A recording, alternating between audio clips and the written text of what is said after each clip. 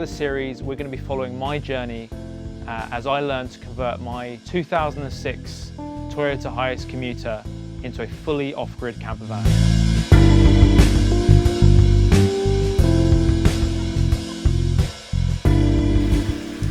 Hey guys, how's it going? So another day, another weekend's going to be spent on the van. Bought myself a couple of new toys, specifically nice Orbital Sander and also a mitre saw as I start to build out the bulkhead and start to build out some of the furniture, cabinets. I guess in terms of updates on the build, this van has this big air conditioning unit here, and I actually didn't want to remove that, partly because I'm not 100% confident on how to do it, but also I think that actually it would be quite a good way of keeping this area of the van cool after a long drive.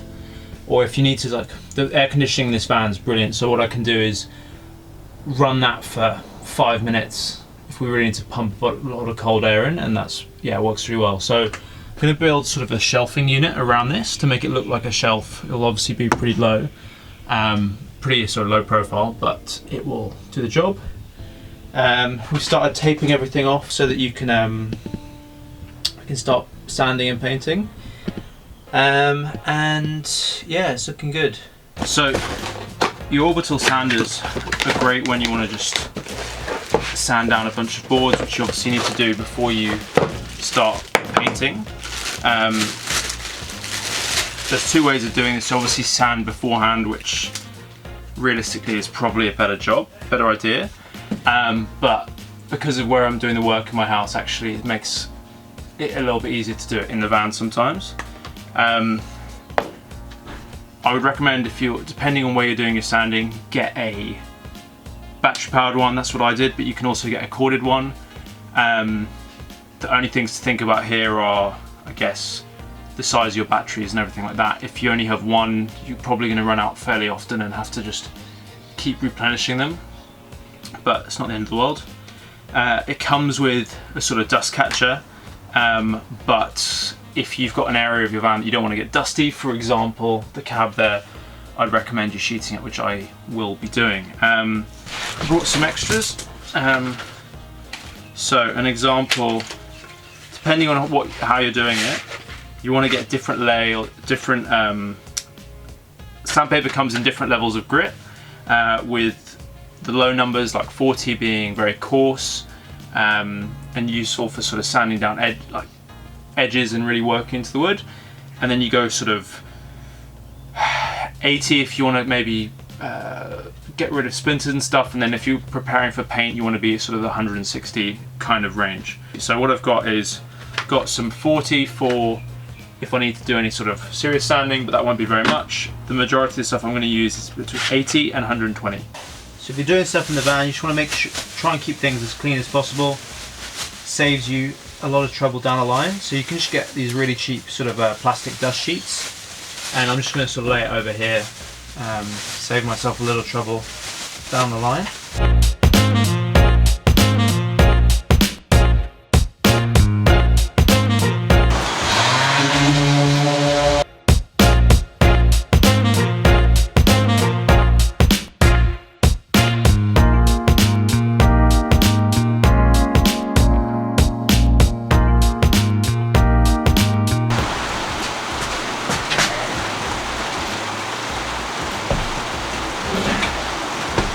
So I'm using the random Orbital Sander, and because I've got these joins where I've had to build up quite a bit of a combination of Sikaflex and putty, I'm starting off with quite a high grit, low grit rather. So I started off with 60 grit, and now I'm basically going to take it up to about 120 grit and then do the whole thing, just so it's really nice and smooth and can accept the paint. You don't usually need to go this low. You don't need to necessarily start off at 40, but it's just for the seams where I've tried to join the two pieces of wood and make it look nice that I had to do it. But yeah.